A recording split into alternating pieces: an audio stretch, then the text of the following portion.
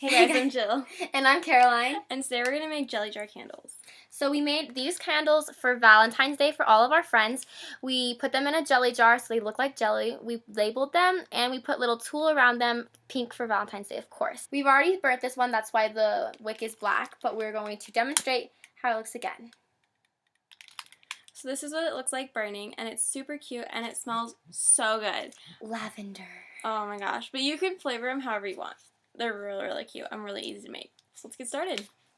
So what you're going to need is a giant slab of wax. We chose soy wax, but you can also use beeswax or whatever kind of wax they have at Michael's or Joann's. Next, you're going to need some mason jars. You can use as many as you want to make. We're going to use 8 today because we have 8 friends to give these to. You also need wicks to stick into your jars. We just chose a basic 4 feet long one that we're going to cut ourselves. You're also going to need wick clips, and these will clip the candle wicks into the jar. We also need these double-sided sticky tape things so that you stick the wick clips to the jar. Color dye for the wax. So this will dye it a pretty cranberry color. You can buy whatever color you want. Just for Valentine's Day. Yes. And we also need a dye so that your candle smells good. So we chose lavender. And who wants to make a candle that doesn't smell good? I don't know. I know. Yeah. Anyways. Okay. Oh, you're also going to need a little pot thing to melt down your wax. And, of course, pliers so that you can clip your wicks into the wick clip. Okay, so first you're going to start by cutting off the wax. Now, how much wax you cut really depends on how many candles you're making. So what you're going to do is you're just going to take a really big knife and you're just going to chop it like you would anything else. You're going to take the wax that you cut. So this is the chunk I cut, and you're going to stick it in the pan, and you're going to take the pan and you're going to go. So while your wax is melting, you're going to prepare your little mason jar. So what you have to do first is measure out a wick length. So you just stick your wick in there, measure about how much you'll need. So we're going to use this much, and you take a pair of scissors, and you're just going to cut it off. So then you're going to thread your wick into a wick clip. And while you do this, make sure you have a friend to help you because it's kind of hard to thread it and clamp the little wick thing down at the same time. To thread it.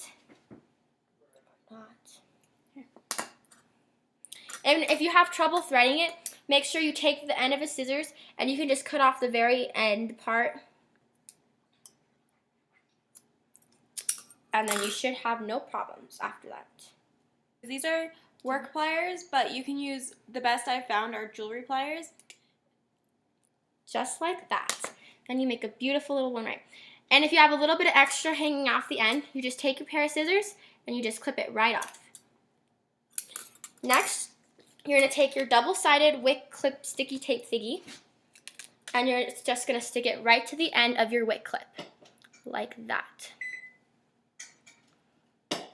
Then you're going to take the other side off and you're going to thread it, or not thread it, you're going to put it into the bottom of your mason jar.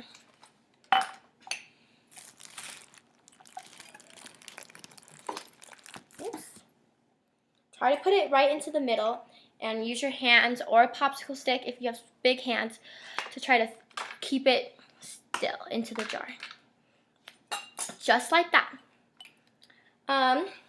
Next, you're going to use a popsicle stick or a pencil, and you're just going to wrap the top of the wick around the pencil just to help keep it up and straight while you're pouring the wax in. So it'll look like that. So once you're done, this is what the candle will look like, and it's all clear. So we're going to add the colorant. Now this is the block colorant that we bought, so it's candy apple, and we're just going to stick that in, and it melts super, super quickly. And then you're also going to need to add your scents, so we're using the lavender oil. You're just going to open this up. I'm going to pour some in. Pour a generous amount. So your candle smells good. Otherwise, it won't have any scent, and then why would you be burning a candle? Okay, so when you do it, you're going to take a Pyrex cup that's very heat resistant, and you're going to take your colorant and you're just going to pour it in. So before you pour your wax in, you can always heat up your jars, and that'll prevent bubbling of the wax. It'll also prevent your glasses from cracking. So ours aren't necessarily cold, but they're not like super hot. So then you're just going to pour your wax in until about as high as you want your candle to go. So we're going to stop right below this line here.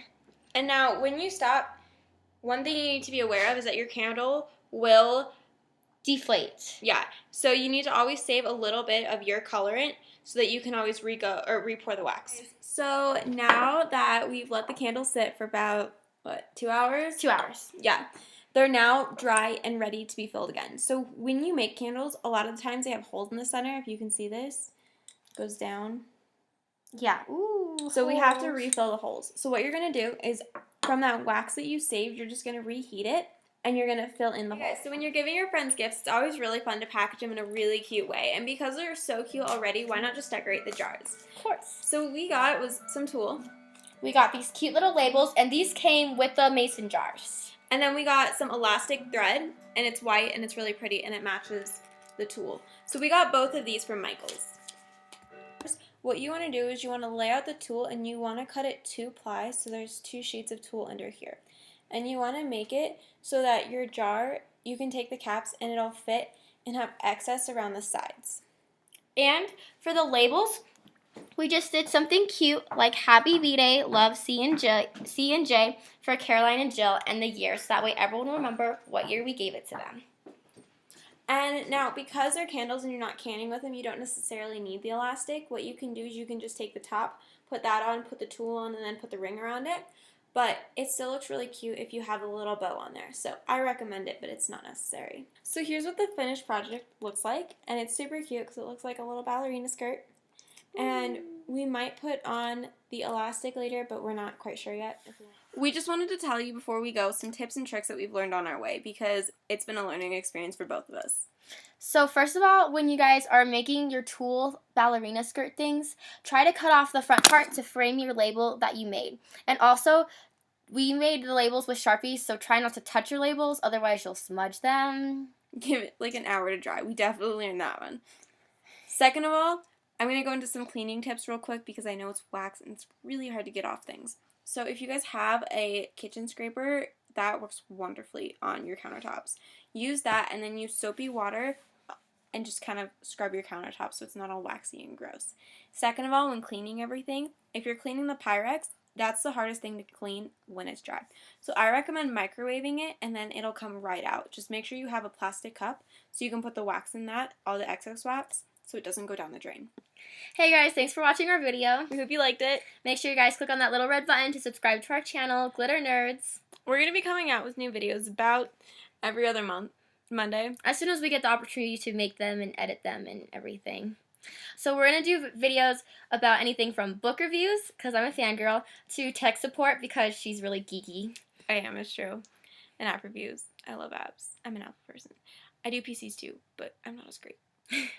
We're also going to do girlier things like how to paint your nails, what kind of products that we like the best. Pretty much anything that we think the world should know about. Because there are little tips that, I mean, come on. Ladies, really? You can't live without them. Yeah, no. And so if you guys have any suggestions for us, make sure to comment them below, and we will get to them as soon as we can. We promise. Yeah. Glitter Nerds out!